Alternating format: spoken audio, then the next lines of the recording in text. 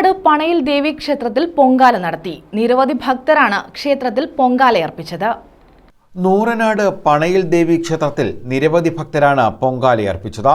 ക്ഷേത്ര മേൽശാന്തി പട്ടമനയില്ലം വിഷ്ണു നമ്പൂതിരി ഭണ്ഡാരി അടുപ്പിലേക്ക് അഗ്നി പകർന്നു. തുടർന്ന് ഭക്തജനങ്ങൾ ദീപം അടുപ്പുകളിലേക്ക് പകർന്നു.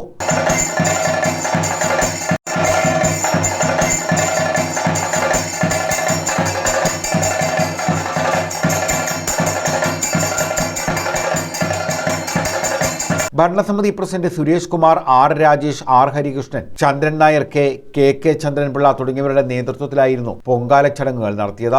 മഴയാണെങ്കിൽ പോലും വളരെ ഭംഗിയായി എല്ലാ ഭക്തജനങ്ങളും ഇതിനോട് സഹകരിക്കുന്നുണ്ട്. മഴയെ അവഗണിച്ചുകൊണ്ട് അവരെല്ലാം ഭക്തി ലഹരിയിലാണ്. പൊങ്കാല മഹോത്സവം എല്ലാ വർഷത്തെയും പോലെ ഭംഗിയായി നടത്തിക്കൊണ്ടിരിക്കുകയാണ്. പ്രതികൂല കാലാവസ്ഥയായിരുന്നു എങ്കിൽ പോലും ദേവിയുടെ അനുഗ്രഹത്താൽ ഇപ്പോൾ നമുക്ക് കാലാവസ്ഥ അനുകൂലമാണ്. News bureau, Charummood.